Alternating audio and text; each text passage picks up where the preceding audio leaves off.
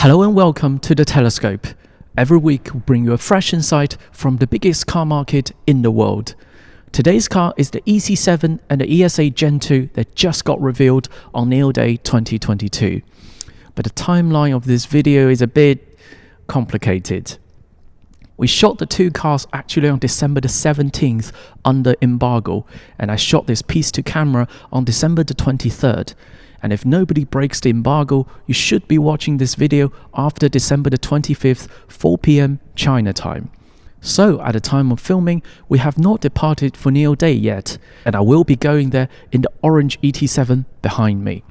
Anyway, we'll start with the EC7. The EC7 is a further iteration of the coupe SUV than the EC6. It's got the same wheelbase and a lot of the same equipment level as the ES7 or the EL7 in Europe. Hence, it is a 7, not a 6. However, unlike the EC6, where only the B-pillar rearward got modified, yes, that's true. It was an embarrassing moment, to be honest, because we were told at the time, back in 2019, to avoid any comparison between the EC6 and the ES6. But then the designer in the workshop segment just went, "We only changed the car from B-pillar rearward." And we were like, what? Anyway, this EC7 is a totally redesigned car. As far as I can see, there is not a single body panel that is shared with the EC7. It has so much more shape in its body, and a big contributing factor is the lengthened rear overhang. One of the challenges with a coupe SUV is how do you make the car feel like a coupe with such a tall body. On the side, you have the sloping roofline, but at the rear, it is still very tall. So what NIO did on the EC7 is to lengthen the rear overhang. It has three benefits. Firstly, it fully stretches the roofline to be even more sloping. Secondly, the visual focal point gets drawn downward. Thirdly, as a side benefit, rear visibility also gets improved, which was a weak point on the EC6. But you cannot just lengthen it without constraints. You need to carefully balance the friendly size of the vehicle. And all things considered, I think the EC7 is an absolute triumph in design. To the point, if somebody chooses the EC7 over the regular boxy ES7, I cannot understand them. And I really didn't understand why people buy the EC6 over the ES6. Because this is now a bespoke coupe SUV, the way it should be. It's got an active rear wing, and I got the impression this will be the key differentiating factor of the EC coupe SUV line. It can auto-deploy into the low drag position at 80 kph and into the downforce position at 140 kph. At Vmax, which is 200 kph in this, it can generate 63 kilos of downforce, which when you consider downforce goes up by the square of the speed, actually means this innocent-looking EC7 has more downforce at 200 kph than the very acclaimed high-performance electric SUV. I'm talking about Lotus. Sorry.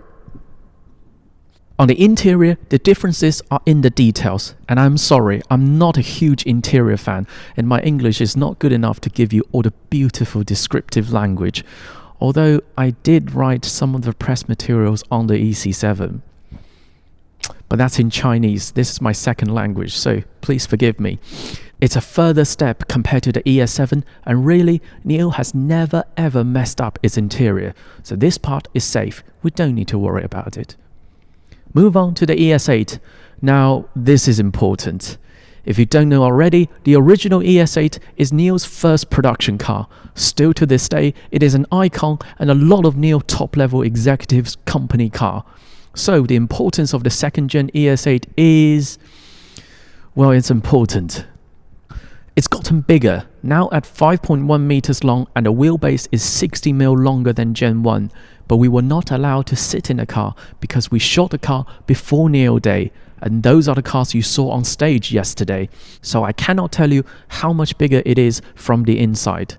However, the first-gen ES8 does not lack space in the second row, but does in the third row. So the extra 60 mil in wheelbase is very welcome for people who constantly uses the third row. The whole car definitely has the most presence. There is a lot more volume in the bonnet, and there are lots of equipments that are exclusive to the ES8, like the dual chamber air spring, Generally, it gives you a bigger scope of body control. Comfort mode is even softer but not floaty. Sport mode is even harder but not crashy. The only dedicated second row seat with optional central island, which for business users could make more sense. The only 2230 watt sound system and the only 5-zone climate control. But let's stop right there. I'm always suspicious on how effective those multi-zone climate control system is if the zones are more than 2. Because there is no physical barrier between each zone, right? Anyway, it's the ES8, so it needs to have all the best of everything. I get it. Okay, that is a first look into the ES7 and the ES8 Gen2. One thing I forgot to mention, but should be common knowledge to regular viewers, is that of course the EC7 and the ES8 can battery swap and has all the NT2 autonomous driving hardware like the ET7 behind me. Apologize if this video is shorter than usual because I have been hit by a popular disease and slowly recovering. If I recover fast enough, then I'll jump into the ET7 behind me to attend NIO Day. We should get media test drive of these two cars fairly early on next year. That is all from this episode of The Telescope. If you enjoyed this video, keep watching, keep subscribing, more videos coming along very soon.